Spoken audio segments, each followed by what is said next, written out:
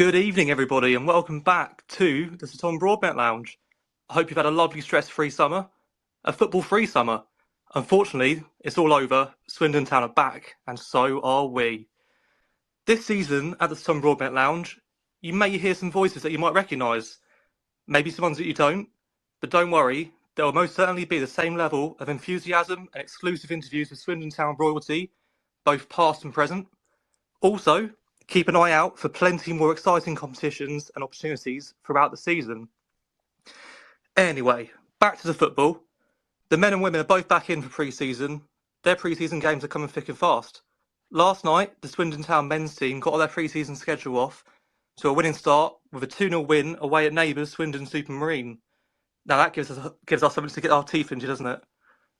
So, without further ado, let's meet our panel. Alongside me this evening, I've got a familiar voice in Trialist A. Ellis, that is you. Is that me? Hello, everyone.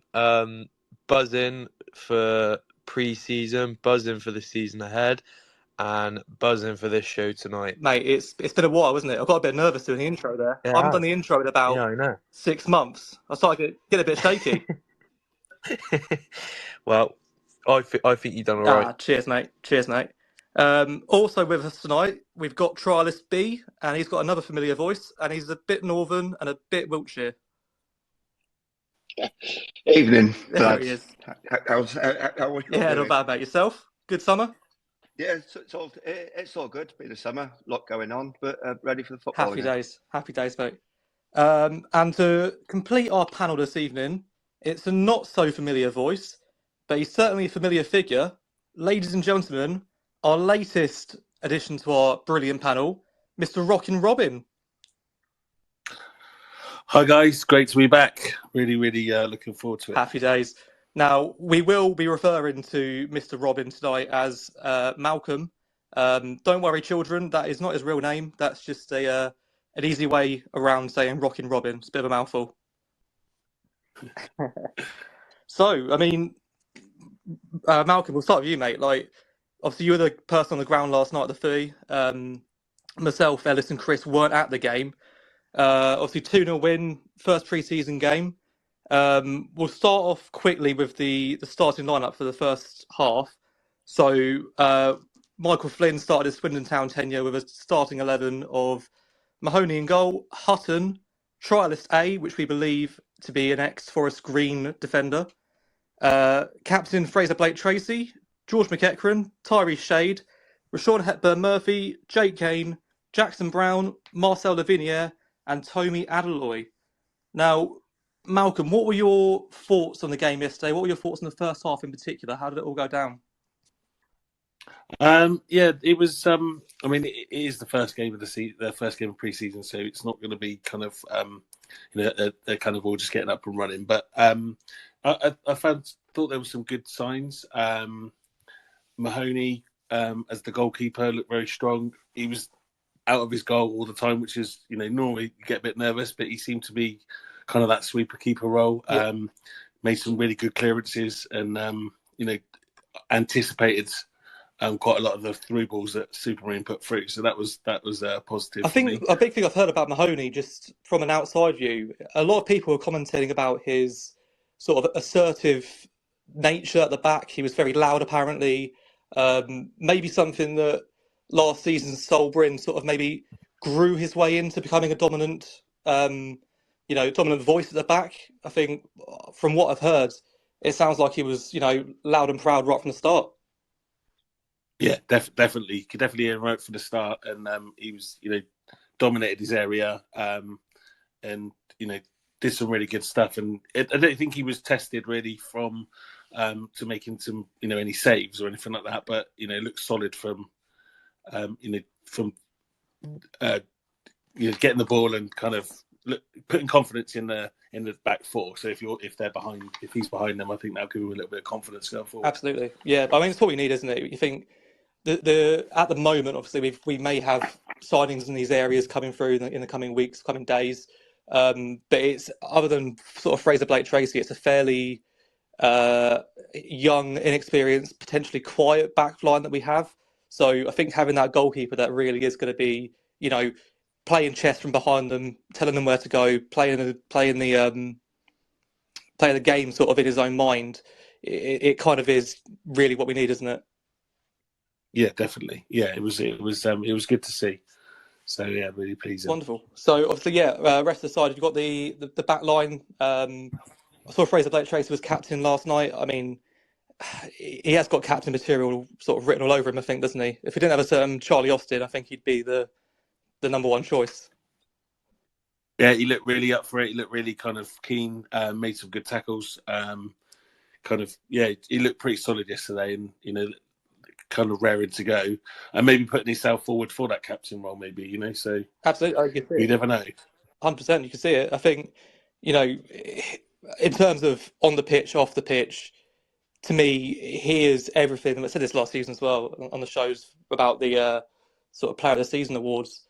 To me, Fraser Blake-Tracy on and off the pitch is Swindon Town.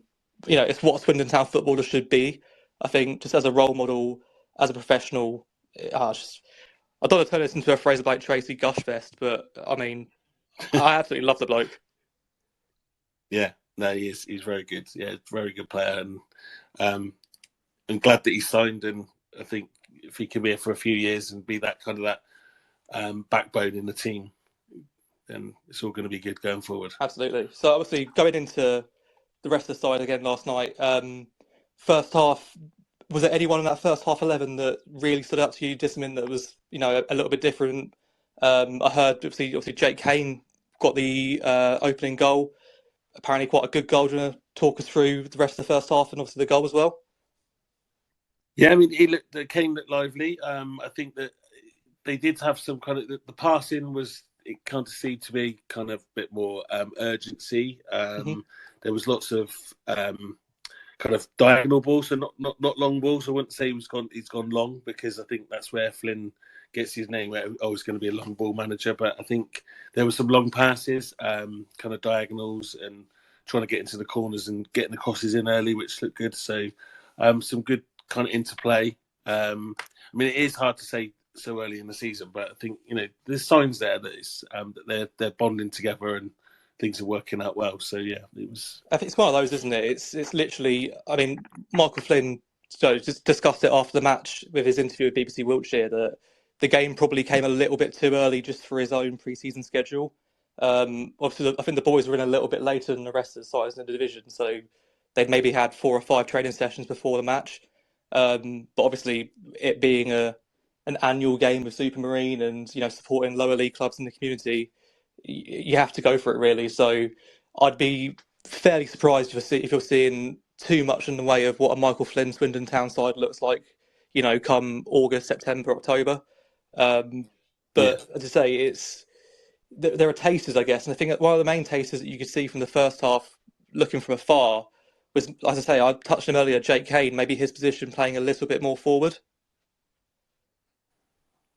Yeah. I think that's. I think that he kind of alluded to that in his interview as well, didn't he? Saying that he wanted to push him forward a bit, but so it'd be good to see what he can do in that position, and he could be one of those players that we're crying out for, really. So, I mean, it's definitely one of those. I think you've got players like obviously Ronan Darcy played there a fair amount last season. I think Saidu Khan maybe has the potential to push forward, but then obviously you lose a little bit of his energy in the midfield if you do so. So Jake Kane obviously has got a strike on him too. You think about his free kick against Crawley last year. I'm pretty sure he played a little bit higher as well for Newport whilst he was there. So it's good to have that option, isn't it?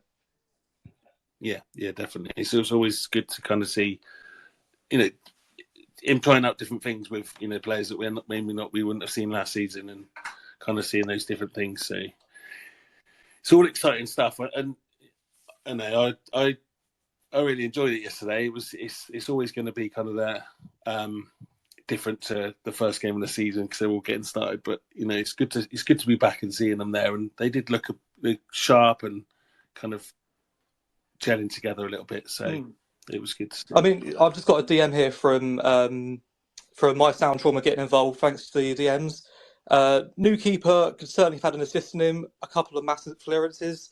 Tommy was again frustrating Ty Shade, poor, caught in possession a couple of times. I mean, Ty and Tommy, I think last season maybe have, divided opinion at times. I think, especially in Tyree Shade, I think you've got a player that offers a lot in terms of, an option. Really quite direct, powerful shot at him. Got us a few goals last season as well. What were your impressions of, in the first half of Shade and Adeloy? I don't think it was probably their best game, but like I said, it's just getting started, getting those minutes in the legs, and kind of just getting up to that fitness. Tommy, whether he's kind of going to be here for the long term or whether he's part of Flynn's plans, we're not going to know. But I think he's trying, and I think that you're just willing to have a goal. I mean, he had a shot that was just wide. He certainly does a run in. I don't think it's for lack of trying. It is frustrating because he's just not getting that goal, and kind of I think that's where he needs with the confidence and then from there. So I really wanted him to do well. If he's going to stay, then we've got to get behind these players and give them everything to. But I think it's a confidence thing with him, and hopefully it'll come with more kind of pre-season and kind of going with that really. So it's one of those. It's one of those as well where he scored one goal last season and it came in a loss to Newport when we were 2 or 3-0 down at the time with 10 men. So you kind of want that goal, the first goal, to be a winner in a game, like last minute winner, just to really boost that that confidence. I mean, Ellis, I'll take your thoughts on this, mate. With Tommy Adeloy, do you think that there's one, a place for him next season in the squad, and two, can we see a potential of him actually being productive? Is it a case of gets that first goal, make it a winner, or make it an important goal? Do you think then he pushes on and can lead the line for Town, or do we feel like it's maybe time for him to look elsewhere and maybe rebuild? Yeah, well, it's an interesting sort of question because there's plenty of ways you can look at this. You got to look at the formation you're going to be playing. Obviously, we've got Charlie Austin. I would imagine he's going to be our main striker. Yeah. Obviously, he's not going to be able to play every game, so you're going to need to have a decent sort of second choice number 9. These pre-season games early on, these pre-season sort of training sessions are opportunities for these type of players that didn't get the opportunity last season, and even the players that did get an opportunity. These are the games. These are the moments they need to be taken to sort of to prove themselves and show Flynn that they want the opportunity to play for Swindon this season. I mean, we don't know. Adeloy might not want to be here. He might want to move on. But certainly for any player on the squad, if they want to play at Swindon Town this season, they're going to need to prove it. Then they're going to need to put the hard work in. And sort of regarding Adeloy, we didn't really see the opportunity. He just didn't really get the opportunity last season. He come on in games with 10 minutes to go. I don't think he started a game. I think he might have started the first game of the season away at was it Barrow? No. Yes, he might have. Yeah. But it's really hard to gauge a player just from coming on last sort of 10-15 minutes and just not really seeing him play. And it's going to be hard when you've got a striker like Charlie Austin in the side to break in. But you never want to see a player fail. No, you want all the players in the side to do well. And if he's doing well, it's going to push Austin on to play well himself because he wants to keep his place. It's one of those as well, isn't it? I think if Adeloy is our second striker this season, say he scores 10 goals, if he gets double digits goals this season, as a second choice striker, I think we go up. So it's one of those ones where you want your entire squad to be, absolutely banging. Just look at Leyton Orient last season. I'm pretty sure they had, I don't even know, maybe 15, 16 different goal scorers throughout the season. Like they just shared the goals out through the squad. Yeah. I think that's the way to go. Really, I think that's a sign of a solid squad when you've got goals all round. I mean, the season before last, obviously you had McCurdy. He had 24 goals. Yeah, I think so. Yeah. And then you had, Simpson was obviously on loan. He grabbed a couple, but if you look round the whole squad, the main goals were coming from McCurdy. Yeah, Jack Payne too. But the trouble with that is if they get buggered with an injury, or if it's a lone player like Simpson and they get recalled, you're screwed because your goal outlet is ripped away from you. So you need options all round. I think it's interesting. I mean, Chris, I'll bring you in at this stage, mate. I mean, the likes of Tommy Adeloye, I think my sound trauma there makes a good point, and he's a striker or a player in the squad that a lot of people last season had almost written off. This season, or this pre-season at least, is almost a bit of he's kind of a trialist, isn't he? I feel like he's kind of in that position where he is playing for a contract. He's got, it's a good opportunity because there's a new manager coming in, so it's fresh eyes on him, clean slate. But do you see it as, he could be similar to what Jordan Moore-Taylor, who we'll get onto later on, but Jordan Moore-Taylor's on loan at Swindon Town. Very impressive last night, according to, socials. But then he's in a similar position where he's trying to earn a contract. Is Tommy Adeloye and the likes of him, are they earning, a stay at Swindon Town?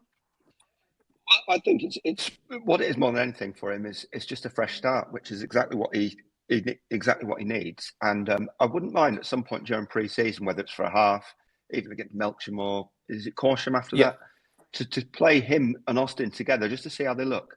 Because, obviously a lot of the time we're playing with one through the middle. But, and I think Austin might actually sort of perform better alongside a player of that style, someone who's a bit bigger, but they will need to hold the ball up and bring other players in. So I'd like to see what Adeloye can do alongside someone else. It's tough to play up front on your own. I think Charlie Austin's age as well is even tougher, isn't it? Because you want him to be sort of the end point of any sort of transition. You put the ball on Charlie Austin's foot within the 18-yard box. 9 times out of 10 it's on target. I think 5 times out of 10 it's a goal. Yeah, and the other thing there as well is if you've got Adeloye in the box as well, it's going to create, even if it's just a little bit, it's going to create more space for Austin. And if he's got that more space, he'll be deadly with it. 100%. So, I mean, just looking at the comments here. So, Darren Jackson getting involved as well. Cheers, mate. Nice to have you on. Coach and staff were getting very frustrated with Shade. They wanted him to take on the fullback, but kept turning back, which didn't impress Flynn. Also, Moore-Taylor will be a great asset, I think. Looks fairly solid on the left of a back three, so that's interesting. Obviously, Mike Flynn, sort of notorious at Newport, playing a back five or a back three, however you want to describe it. Still think we could do with a Flint-type centre-back. Everyone else looked quite small in defence. I mean, everyone here knows my sort of opinion of Aidan Flint, so that'll be the last time this series that we will be naming him and shaming him on the show. But I think I kind of see Fraser Blake-Tracy as an Aidan Flint figure in the squad. I think Fraser's got a great presence on the pitch. I think he's a leader. I think he's massive for the changing room. From what I hear of, especially from like Hoops and Jonah and stuff, you see him on Fraser's Instagram stories, joking around, laughing around, having some banter. I mean, Malk, like, bring you back here, mate. Fraser Blake-Tracy, Aidan Flint. Can you see the comparisons there? Yeah, definitely see the comparisons, but like I said, no way back for the latter, in my opinion, personally. But yeah, Fraser Blake-Tracy, just strong, committed. Like I said earlier, everything you want to see in a Swindon Town player wears his heart on the sleeve. Made a great tackle yesterday. Full-blooded in a friendly, and it was like he was in. It was. I don't know, someone was clean through in the playoffs or something like that. He literally just went straight through him and got the ball, good tackle. But that's the commitment we want to show from game one, even if it's pre-season right the way through. So yeah, 100%. I think Fraser strikes me as a sort of bloke that, I mean, he'd happily 2-foot a 3-year-old in the park for football. You know what I mean? He seems like nothing's ever a friendly. I can imagine he's a bit of a nightmare in training. But obviously, Darren there mentioned, we'll move on to him. Obviously, the back three, we had Jordan Moore-Taylor on trial, obviously previously of Forest Green Rovers. Any impressions from, Moore-Taylor's performance yesterday, Malcolm? I mean, it's been people have been waxing lyrical. Let's be honest. It's a successful name, Yeah, taking no, a I thought he successful looked team as solid. well. So he's got the experience of getting out of this division. Yeah, I think it's that's the kind of experience that we need. Someone that's been there, done it. He did look solid, and you kind of one of those you think you can kind of rely on. I think, and I think he would be a good signing. Hopefully, Flynn thinks the same thing. We'll see him maybe in a couple more games and see how he gets on. But I think he's definitely wants, he wants to come to another club. So he's obviously looking for another club. So, why not take him on and see how he gets on? I think he'll be a good signing, personally. I'd imagine he's a local boy too, as well. So, I mean, that does help. I mean, Chris, have you got any impression from the outside, from up north, of Jordan Moore-Taylor? Yeah, not really. I know more about him from his time at Forest Green, and obviously having seen him there, he was pretty effective and was always seemed to play well against us. But as well, going back to that team last night that was barely been touched on, with Shade sort of playing as in a left wing back. I think really the main issue there was Shade in particular, is he plays a different position every week. Yeah, I think I think if we're going to play that system, we need to have a left-footed player down there so that he can go outside. I don't know how fit Divine is, but I think he might be the only left back we've got. Yeah, now. I mean, obviously you got Fraser as well, but I think Fraser's effective through the middle. Reece Devine's a tough one, isn't it? Because he had the half against Leyton Orient, finally started a game out of nowhere, wasn't even on the bench, and then just out of nowhere starts the game. And for that first half, he was absolutely sensational. He was so good. And then suddenly, he goes down in the second half on the left-hand side, and it's, everyone's heart was just like, oh, we know what's happening here. We've seen it before. We know what's happening. And the poor kid can't get a break. So, I mean, does anyone know? I did listen to the interview with Mike Flynn last night. Was he mentioned? I know that Ronan Darcy was mentioned. I know that Harrison Minturn was mentioned, and someone else maybe. He said that they were just carrying small knocks and he didn't want to kind of risk them. So but they're back running, which was positive. So especially like I said, at Orient, he was just where have we got this player from? It was good to see. But the thing is, as well, you don't play for Man United and Man City if you haven't got footballing ability. Do you? Exactly. And so hopefully he's on the mend, and we might be able to see him for soon. It's just probably too early for him at this stage. Yeah, I think he's a wrap him in cotton wool sort of player, isn't he? Use him and use him sparingly in a way, especially in pre-season. But I mean, moving on. Did we see anyone that were just showing any sort of fatigue in the first half yesterday? Anyone that we thought maybe a little bit off it? I saw Jake Wakeling, obviously, in the second half, heavily strapped up with some ice. Didn't look the best, but hopefully just a bit of a niggle, bit of precaution maybe.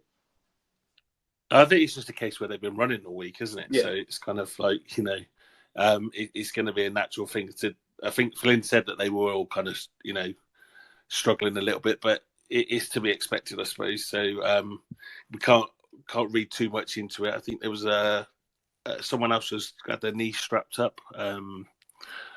I think it might have been Brewitt, but I'm not sure. But but I think it's one of those things, just precautionary. Yeah. Jake Kane had some strapping. Did he? Okay. It might have been Jake then. Yeah. So I mean, obviously it is pre-season. It's the first game. I hadn't played any sort of football for about 5 or 6 years before the charity game a couple of months ago, and I played 20 minutes and I was in bits. So I can understand it from professional to professional. I can understand it. So obviously moving on to the second half, we had a full change of 11. I think Connor Brown actually came on just before half-time, didn't he? So there was a bit of a swap there. Connor Brown played a small portion of the game. So he started the second half in goal. We then had trialist C, who I don't think anyone's actually found his name. We've all seen his face, but if anyone can drop us a DM or comment or come on and tell us who it was, that'd be greatly appreciated. Then we had Clayton, Khan, Fox, Hepburn Murphy, Brewitt, Hart, Dvorak, Aguiar, and finally donning his 32, Charlie Austin. So, I mean, second half, Mal, again, it's obviously different side. Technically finished the same way, finished 1-0. How did the second half go down? Anyone there that, really impressed you or stood out from the crowd? It was great to see Austin back in 32, obviously. It suits him, doesn't it? Yeah, definitely. It's good to see that. It was. I mean, the goal from Brewitt was just like we scored from a corner. I was going to say we scored from a corner. That says it enough, Since doesn't it? McCurdy, I mean, come on, bloody hell, ridiculous. I think Hepburn Murphy was full of running like he normally is. A little bit frustrating because he kind of kept the ball a little bit too long. It was like just wanted to kind of tell him to pass it a little bit sooner. But full of running, full of kind of enthusiasm, which is good to see, I suppose. But it's just yeah. I mean, like I say, obviously, we'll talk us through the header. Then we've touched on the header. That sort of it's unusual for Swindon Town to score from a header. We all know it is, from a corner even. Play it out. Was it just Sean Taylor-esque? Was it okay? Just kick it, head it. Rolling back the ears, it was absolute bullet. I think the keeper absolutely no chance. I think it was kind of probably about. It's hard to see from where I was, but say 5-6 yards out. But absolute bullet. The keeper, he dived, but I don't think he was in the back of the net before he even kind of saw it. To be fair, so another good sign. If we can get the balls in the box early, we've got players that can do that. So we need to score from more corners. We need to get more set plays and. I'm sure that Flynn will be working on that. So that'd be good to see because that last season, it feels like for the last few years really that every time we get a corner, nobody gets excited anymore because we never do anything. So it'd be good to kind of get that excitement back and maybe think we can actually get somewhere from a corner or set pieces near in the areas and in the last third kind of thing. So yeah, I mean, just take us back to the sort of 2010 era when you had Scott Cuthbert, Gordon Greer. Billy Painter. When we got a corner back then in the Town end, it felt like it was like a penalty, wasn't it? You had Gordon Greer standing on the penalty spot. Everyone got excited. Everyone was on their feet, and it was like something's going to happen or could happen here. But now it's like, we never score from a corner, so we're probably at risk of conceding a goal when we had a corner sometimes because the other opposition hits on a break, so it wasn't always good, but. Hopefully things will change. Just keep positive. Things are going to change. Flynn's going to sort it out, and we're going to start scoring more goals and more set pieces. Absolutely. So, I mean, we read out the starting 11 there. We had a few academy boys. So Anton Dvorak is, spoken about very, very highly at the football club. I know I've spoken to Lee Peacock about him. He absolutely adores the kid. He thinks he's really something special with the ability to play at a much higher level than League Two. You've also got Harvey Fox in there. Sonny Hart's another one. I don't know what they're feeding Sonny Hart in the Hart household, but what an absolute unit. Oh my God. He's about 16. And he's 16, 17, yeah.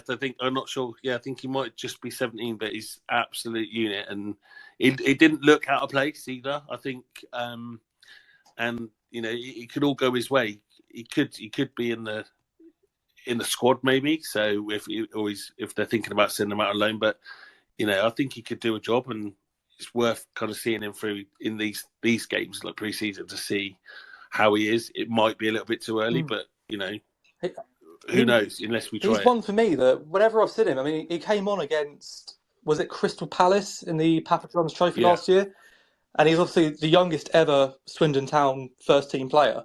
He didn't look out of place. I thought he looked, maybe composure on the football and nerves or whatever maybe come into play, but physically the kid's absolutely huge. So I think out of the youngsters, would you say he's probably the one that you think would be most first team ready at the moment? I think so. And I'd love to see him coming through. Like it's good to see all the players coming through. So, but there is potential there, and there's a few players that people are talking about. So it's important that we keep hold of them. I think because we've lost a few in the past that have had that promise, and they've never really gone on to do anything or much. So I think if we can keep these players for a little bit longer, and if they then want to go, we're not going to stand in their way. But I think they need to kind of come through, really play for us first, if possible, and we'll benefit from them first, and then who knows from there. I think this might actually be one of the better groups of young players we've had for quite a while, because I think you need to put Abu Kanu and Jackson Brown in that conversation as well. And still, and Minton still really has come out of there. But we've been reluctant to play them. If these kids are good enough, let's give them a chance. Yeah, absolutely. I mean, pre-season will be big for them, just to see how they go especially against non-league. When they're playing against men, we'll have a better idea than just them playing against you. 100%. I think, especially in Abu Kanu's case, I mean, the kid has scored goals and goals and goals and goals and goals his entire life. Chatting to him after one of the games last season, he come through at West Brom. I think he was top goal scorer for his age for 2 or 3 years in the trot. Maybe, some things didn't work out for him up there, and he's moved down south and come over to us. But in terms of a natural finisher, I've seen him a few times. He just looks so confident in front of goal. It's almost, frightening for a lad of his age. But he's one I think you're probably going to see him go out on loan, maybe team up with a former Swindon Town favourite somewhere else for a season. Give him a bit of men's football experience. And he comes back next season with, if he has 10, 15 goals at National League North level, I think, he's in a good position to be fighting for a starting place or fighting for a squad place in the season after. So, yeah, Ellis, are you excited about any of the youngsters coming through? As Chris mentioned there, it's been a while since we've had a youth team where you look at it and go, there are 2 or 3 there that could come through. I think the last one I'm thinking of was maybe 2009. You had the likes of Nathan Thompson, Louis Thompson, maybe like Miles Story. I don't think since then we've had 2 or 3 players in the youth team that you think genuinely could break in. Yeah, look, looking at it from the club's perspective, it's really important that you've got a strong youth side and a youth setup. It generates money. First and foremost, football clubs are businesses, so they're going to want to be making money out of them. But obviously, talent as well. If you can bring a player up through your academy and introduce them into the first team, then you're winning, really. The prime example is Scott Twine. I know he didn't really get the chance at the first team at Swindon, but brought him up through the academy, sent him out on loan, and he's now Premier League. So yeah, it's really important that you have a strong youth team, and having players like Charlie Austin in the side. Abu Kanu learning off of Charlie Austin is only going to do him wonders. And yeah, it's exciting to see these players come through, and hopefully they get the chance. Pre-season is a great opportunity for the young players. There's less pressure on them, so it'll be good to see if they get more of a runabout in the upcoming pre-season games, and then into the new season. It's one of those, isn't it? I think pre-season's always been about, this is your time to really go out there. There's no pressure. Malcolm, when any of the goals went in last night, was there much of a cheer? Obviously, it's pre-season. There's very much just a carnival feel about it, isn't it? Yeah, no, it wasn't a great atmosphere, to be fair. But I think that game at Supermarine is kind of, everyone goes there to see the squad for the first time, or if we've got any new signings, and meet up with everybody that you haven't seen for what seems like seems like forever since the last game. Yeah. To be fair, last season, obviously I didn't go last night, but last season at Supermarine, I remember the first half, and then I'm not going to lie, the sunny beers may have removed the second half of my memory. So yeah, as I was saying, pre-season games, there's not a lot of pressure from supporters. It's an opportunity for players, whether they're on trial, youth team, whatever, to get into the manager's thoughts, put a good impression in. You think of the likes of, Thomas Tusevi back in the day that, 10 years ago he was very little known to anyone in English football. Came on, did he score a hat-trick against Nottingham Forest? Was it a hat-trick? Oh, he scored against Forest, didn't he? Got a contract, and that was his pre-season was successful in a way because he got what he wanted. And maybe after that it didn't work out for Thomas, but yeah, as I say, it's just pre-seasons. It's a good opportunity for players to play with very little pressure on them. So obviously we spoke there about Abu Kanu. Being a young forward, we've got players like Rashawn Hepburn-Murphy in that position too. Tyree Shade, I think, is probably better utilised up top as well. Jake Wakelin. How do we factor in the Charlie Austin factor? I was going to say conundrum there, but it's not a conundrum. It's Charlie Austin. We're in League Two, so he plays. So how do we best, do you guys think, get the goals or the service into Charlie to be able to get the best out of him? How do we best utilise him? Anyone? I think important for there is a bit of width. I mean, Yeah. we know we get that with going forward with Hutton, but we also need to have that outlet on the other side, because if we're not doing anything from the left, as quite often at times we had last year, then it's going to be easy for people to double team Hutton, and then we're going to have to just recycle the ball backwards. So we need to find another way of generating offensive opportunities than just Hutton, because we were very one-dimensional at times, which is so easy to defend against. We need to be coming equally from that other side. So we need to have a left-footed, attack-minded player, as we touched on with Fraser Blake Tracy. He's not really that dynamic fullback, and as we've seen, he's probably going to be more effective for us through the middle. Yeah, I absolutely agree. Ellis, I mean, you got much to add there as well. I think, Chris mentioned there as well, you need to be able to get the width in the size to be able to get the ball into the box. And Charlie, just to say, you stay up there, you stay in the box, you stay on side, we'll get the ball to you, you score a goal. But I think potentially at times last season, especially under Jody Morris, you saw Charlie, getting a little bit frustrated with not getting the ball, not getting the service, and then coming back and trying to seek it. And then obviously that's where you lose you lose that pinpoint of attack that you're really looking for in League Two. That you need someone to be authoritative. How do you best feel we get the goals in the squad and in Charlie Austin? Yeah, well, look, Charlie Austin, let's be honest, is not the fastest player in the world. So he's not gonna, get the ball at the halfway line, take on the opposition's midfield and defence, and doing step overs, roulettes, and then scoring a goal. That's not the player that we're talking about here. We're talking about a classic poacher. Stick him on the penalty spot, give him the ball, he'll score a goal. So, like you've all said, you've got to be able to get the service to him, and not expect him, like you said then, Joe, to drop back and do some more of the dirty work. You want him in the box. That's the only position you want him. He's no use anywhere else. And thinking of the tactics that Flynn wants to go with, you've got to tell Austin where to stay, and that's he can't move from there.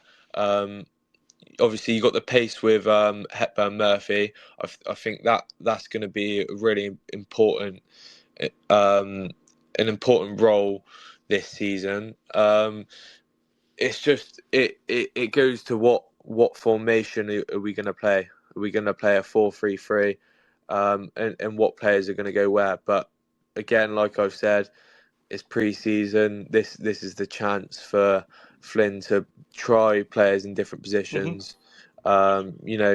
Maybe play two up top, see how that works. But yeah, I think time will only tell. But one thing for sure is Austin needs to be in that box, in that penalty area, and getting the ball to his feet. It's one of those, isn't it? I think Charlie Austin manages himself on the football pitch. You get the ball to him in this division, I think he scores 20 goals easy. Just make football simple. Yeah. Charlie, stay there, stay on side, just do what you do best. Yeah, he's played at the highest standard, so he's not stupid. He knows what he needs to do. But yeah, the moment you start overcomplicating things is when it all becomes sort of a palaver, which we certainly saw at some points last season. So yeah, it'll be interesting as well to see if what players we bring in. If we're gonna, if it was me, you'd be building the squad around Charlie Austin. You get the feeling that I get the feeling certainly from having conversations with Mike Flynn that he knows that having Charlie Austin in League Two is in some ways is probably a little bit of a cheat code. Oh yeah, it's a huge privilege. Like what other League Two clubs can say they've got a proven goal scorer that's played at the top level like Charlie Austin. Who is it? Notts County, isn't it? Notts County have got David McGoldrick. It's like, come on now. There are levels to this game. David McGoldrick scored maybe 4 goals in the Premier League. Exactly. We've got Charlie Austin, so you can shove your magpies so far up your... Oh, sorry, we're not past 9 o'clock yet. I won't say that.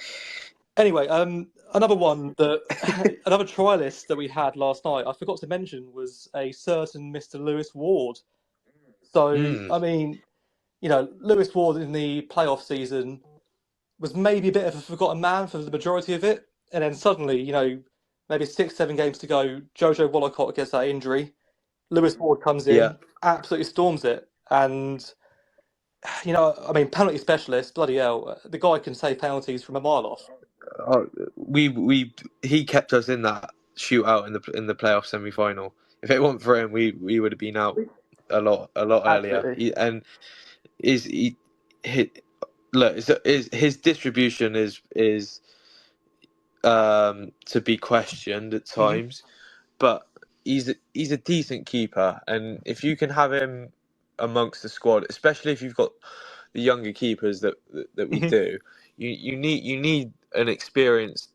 It's like any position. You need an experienced player there to sort of help guide the younger players and offer experience and wisdom, if you like. But it's just a great option to have, though, isn't it? I think exactly. If you can sign him, if he's willing to, if he understands that he's probably not going to start every game, then I see it as a no-brainer that you can have him in the squad. Yeah, 100%. He stuck around. We all knew the situation end of last season. From January onwards, he's been training with the football club.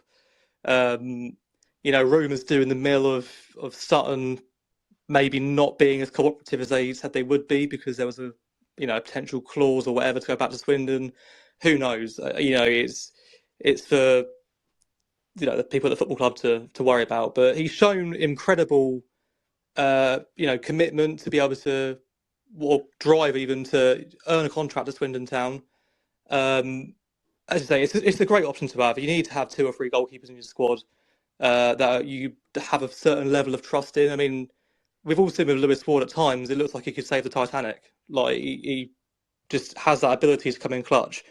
And obviously, he has been on the show before. He is always welcome back. I think we would love to have Lewis Ward back on the show to bring him back into the Swindon Town fan base and get him back in here, give him some love because he deserves it.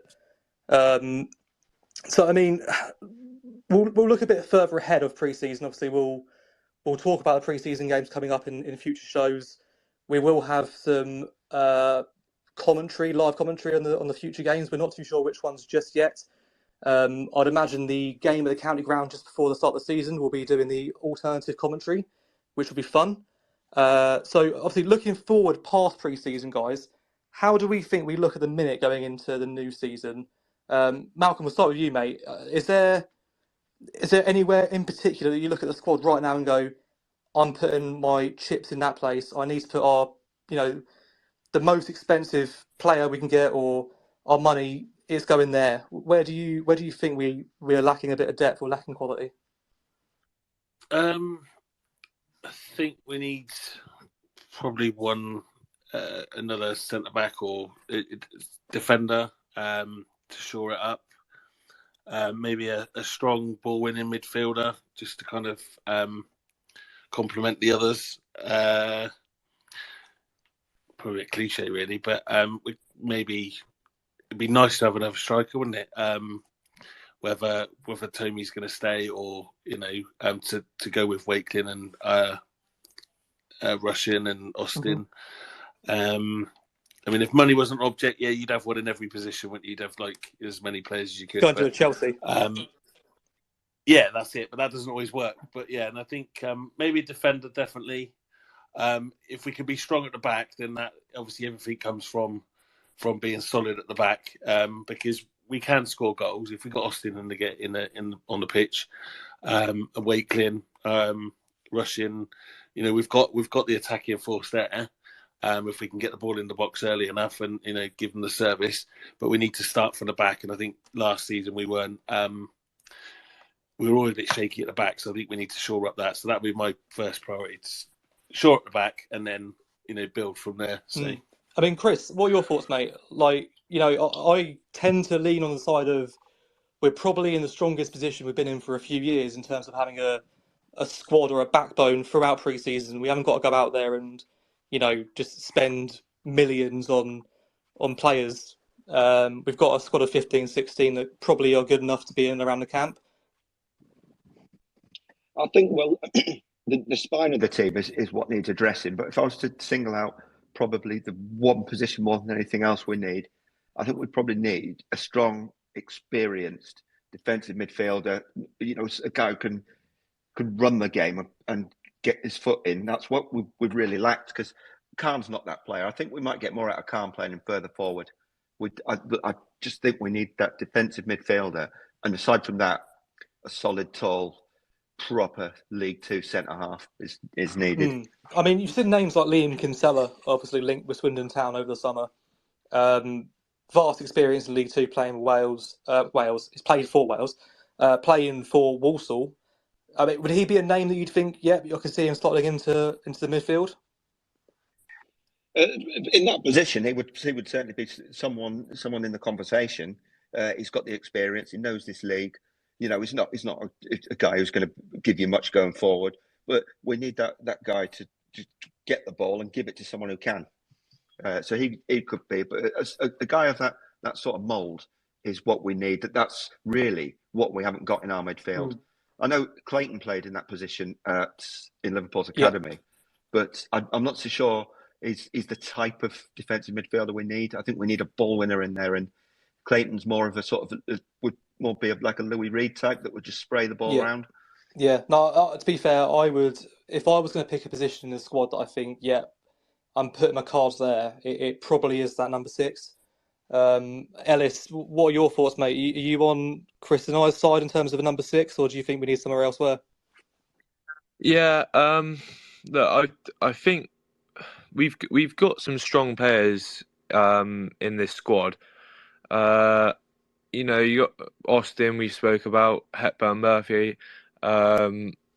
Clayton, Blake Tracy, Hutton. There's good players in this squad. But we definitely do need strengthening in positions. I'd say, look, I don't know what position what formation we're going in this season, but say for argument's sake, a 4-3-3.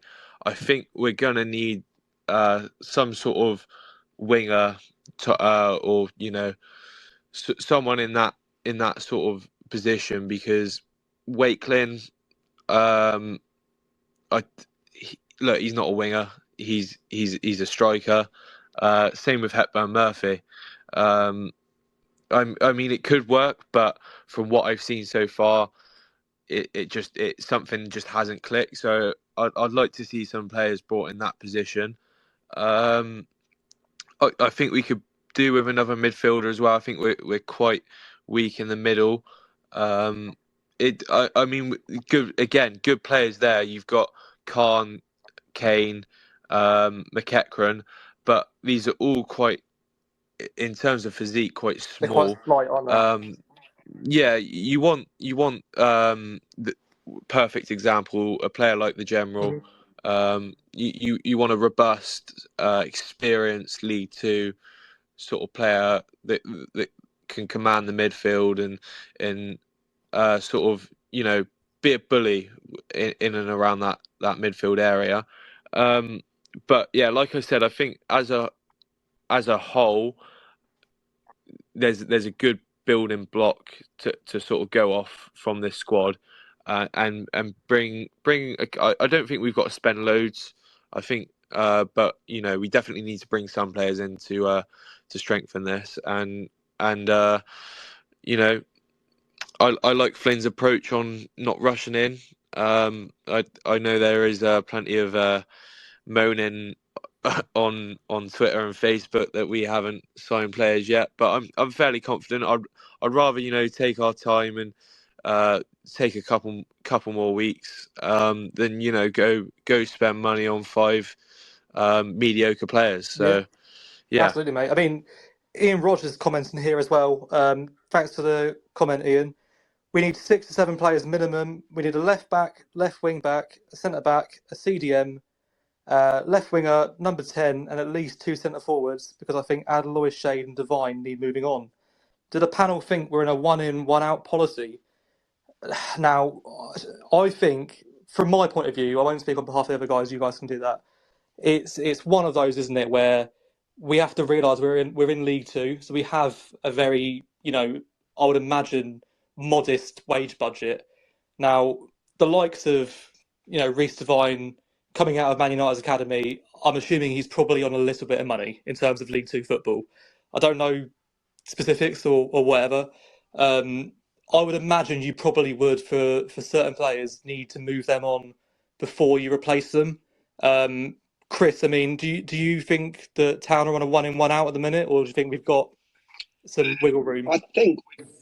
I think we've probably got the wiggle room for 2 or 3 players, but if we're going to go beyond that, then we've got to move someone on before they come in. Bearing in mind, I think we've got a squad of 19, so we bring, let's say, 3 in for a squad of 22, and once we get to that, then if we want to bring someone else in, we've got to move some out.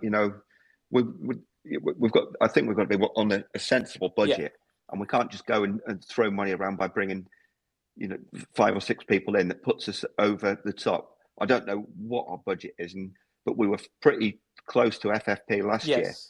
So obviously taking Williams out helps that, but we've got to be conscious that we can't just go out and bring 6, 7 in, because it'll put us over the top, and then we've got a problem. Yeah, absolutely. I mean, sensible, transfers and sensible wage structures is something that maybe last season we didn't maybe put in as much effort into keeping the books as level as we could possibly. I mean, Malcolm, do you think one in, one out is the way to go for Town this summer, or do you think we've got the room, we've got the spending power? Or... Yeah, and I tend to agree with Chris. We'll probably get another 2 or 3 in, and then if we want to bring someone in a specific position, then we'll need to move them out. I think that's that's the sensible thing to do. Whether we can move them on is another thing, but if we can't, then I think we've got to kind of use them as much as we can. But yeah, I'd like to say that we could get 5 or 6 players in, but I think realistically we're not in that position at the moment. But we are in a better position than we have been for quite some years. So look on that side of it is kind of a lot better position than we were previously. So absolutely. Just conscious of time, guys. Obviously, we will be finishing before 9 o'clock, so the Falls Rushing guys can take over your evenings with their further Swindon Town content. Just before we end, I just wanted to touch on the women's team. So obviously the women have signed 2 players in the last 2 days. So we've had, where does my notes go? So today they signed, someone help me, So Sophie Green. Sophie Green played. Yeah. So a 16-year-old defender from Portishead Town. Yes. And incidentally, actually, the signing we made yesterday, I think it was midfielder Ellie Stripple, also came from Portishead Town. So we brought them both in from the same Ellie team. Stripple was the one I wanted to touch on quickly. Speaking to Annie Colston, actually, she's played with her quite a few times before. And Annie actually said to me a few weeks ago that, she was on trial at the football club, and she was like, this is a really exciting girl to have about the squad. The general consensus from the girls as well, obviously, Helena Diaz-Butcher, Annie Colston will be continuing to sponsor the girls next season. So obviously looking forward to seeing them in action, but it sounds like Mike Cook is cooking up some pretty special recipes in his pre-season, because I think the standard of players is getting in on trial. It sounds like it's quite impressive. So I think next season for the women could be quite a exciting roller coaster. We'll be there, supporting the girls as well as the other content creators. Live commentary next season, hopefully a bit more in terms of video content too, potentially, if we can get the approval from the FA. Exciting times for the girls as well. Next week, hoping to have a couple of the girls on the show to discuss their pre-season. Possibly the new manager as well, Mike Cook. That's in the pipeline, as well as Swindon Town men's manager, Michael Flynn, who will be appearing on this Tom Broadbent Lounge when he finds a moment to get off the phone to transfer targets. So fear not all, he is coming on the show. He's just very busy at the minute, getting those signings in that we all very much need and desire. So, before we end the show, guys, first show of the season, can I get a very, very raw prediction of where Swindon Town will finish in League Two this season? Out of nowhere, we've had no signings really. We've had one signing come in through the door. We've had one pre-season game where 4,000 players featured. But Malcolm, where is Swindon Town finishing in this season? I'm always half full. I think that's the term. I think I'm really looking forward to it. I think Mike Flynn's really talked really positively. My heart says top three. My head says playoffs, maybe just missing out. But yeah, I'm going to be 100% behind them. So I'll always look on the bright side, and that's just always the way I am. I'll take top three, mate. I'll take a top three. Ellis, what about definitely. You, mate? Yeah, it's strong League Two this season. Obviously, you've got the likes of Wrexham, Notts County, Bradford, Gillingham. A lot of big teams and teams spending quite a bit of money. But I think we've got a good side, and I think we've got a good manager in Michael Flynn. Only time will tell. So we're going up this season, but we're going up through playoffs. So I reckon we get fifth, go up through playoffs. Well, I look forward to even more grey hairs this time next year then. Chris, lastly, mate, where do you think we're going to be finishing this season? I'm going to go 8th to 10th, somewhere within that. If it's anything more than that, then it's a bonus. But I think on the basis we might only be able to bring 2, 3, maybe 4 in. I think that's where we're looking at the moment, and then the following season we'll take a step forward. Okay, we can't end the show on that, Chris. Bloody hell, 8th to 10th. I'll go first then. HMS Pistol League is in full sale. On that note, we have been the Tom Broadbent Lounge. The views expressed on tonight's show are not representative of Swindon Town Football Club, nor are they representative of Tom Broadbent himself. It's been a pleasure having you. We look forward to, the shows moving forward. We've got competitions running. Keep an eye out for an away kit competition coming up in the coming week as well. Thank you for coming along, guys. Enjoy the Falls Rush In now on YouTube, on Facebook, and on Twitter. Have a good one. Cheers, guys. Cheers, guys. Good night. Bye-bye. Bye.